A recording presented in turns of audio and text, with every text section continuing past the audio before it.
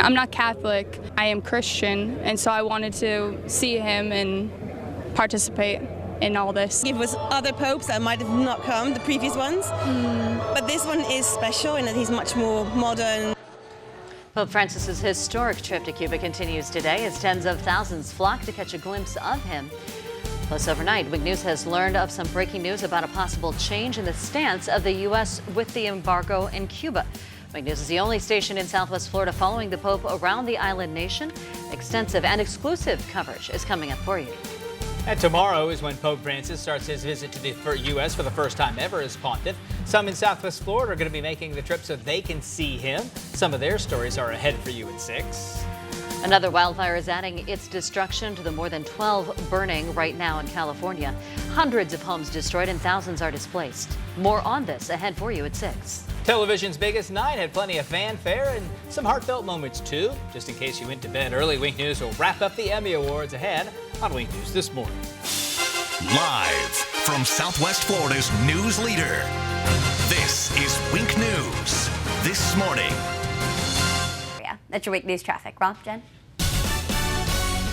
So breaking news from overnight, a possible change of heart for the U.S. on the trade embargo with Cuba. The Associated Press reporting there is a possibility the United States is going to abstain from an annual UN General Assembly vote on a resolution that demands the embargo be lifted. That is a dramatic shift in tone from past years. In fact, it's never happened. That's right. Wink News anchor Sean Kreisman is joining us now to explain. Sean, why is this possible change of heart a big deal? Yeah, Jen, it's basically because this is the latest evidence of the continued thawing of relations between U.S. and Cuba that really remained frozen for decades here. In fact, for the last 23 years, Cuba introduces a resolution during the General Assembly demanding the end of the embargo with the U.S. The United States has lost each vote by increasingly overwhelming and really embarrassing margins. Last year's tally, 188-2 in favor of Cuba. Only Israel sided with the U.S. Now, this year's vote, which could come next month, will be the first since the U.S. shift in policy toward Cuba. We want to emphasize no decision has been made as to how the U.S. will vote.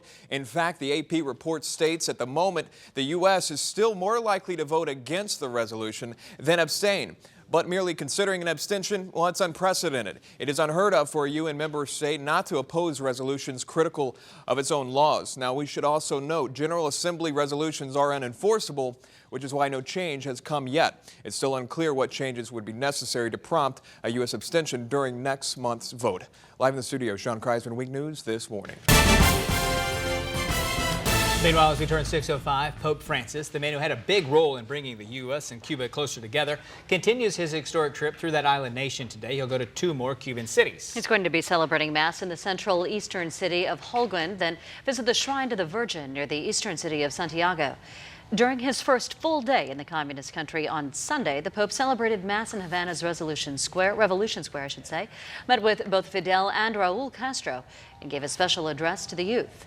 Tomorrow, the pontiff will celebrate another Mass at Santiago Cathedral. After finishing up then in Cuba, Pope Francis will head to Washington, D.C. for his first ever trip as pontiff to the U.S. He's also visiting Philadelphia and New York. And several groups from Southwest Florida will make the trip to at least one of those cities so they themselves can see Pope Francis. And Wink News reporter Stephanie Suskind has their story for us now. Steph? Good morning. We know a few people traveling on their own, as well as some groups that will leave Southwest Florida. Today, 38 parishioners from St. John the Evangelist Church in Naples are heading to Philadelphia for the Pope's upcoming visit. Wink News spoke with Lois and Charles Legerie. They're active members of St. Peter the Apostle Parish in East Naples, and they got tickets through friends. The couple is originally from Philadelphia, so they're excited to go back for the World Meeting of Families. This is the second time Lois Legerie will see a pope in Philadelphia. She was there when Pope John Paul II visited the city of brotherly love back in 1979. Now, Wink News also spoke to Peter Rotis Arroyo, the CEO of Catholic Charities of Southwest Florida. He's flying to Washington, D.C. tomorrow and then attending the canonization Mass at the National Shrine on Wednesday. As the CEO of a nonprofit charity, he tells Wink News the Pope's message really hits home. Pope's message is just, it resonates with the work that Catholic Charities does. You know, I am a social worker at heart, so that, you know, helping the least of our brothers and sisters, you know, he's telling us that's what we're called to do. Coming up later in the Wink Wake Up, Wink News is live from Havana with more in-depth coverage of Pope Francis's visit. Live in the studio, Stephanie Suskind, Wink News this morning. And just a reminder, there is no other TV station in Southwest Florida covering the Pope's historic visit to you for you in Cuba like Wink News. In our newscast this afternoon, Wink News anchor Chris Safati has complete coverage of the Pope's visit to Cuba.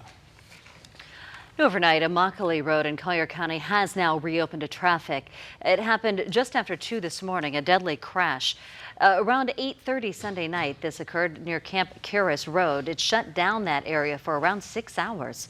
The Florida Highway Patrol says that 82-year-old Stephen Alazer Jr. was killed while riding a scooter. He was apparently thrown from that scooter when a distracted driver hit him from behind. He was then struck by an oncoming car. Troopers say that alcohol was not a factor in this crash. Also this morning, Lee County deputies are looking for a man they say shot a woman in the head.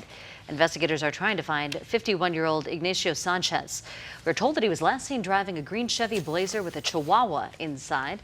Around 5:30 last night, near the intersection of Ortiz and Elvis Avenues, witnesses tell us they heard 3 gunshots. Then they saw a woman on the ground bleeding. We are still working to find out her condition this morning. Deputies are telling us that this may have been a domestic violence situation.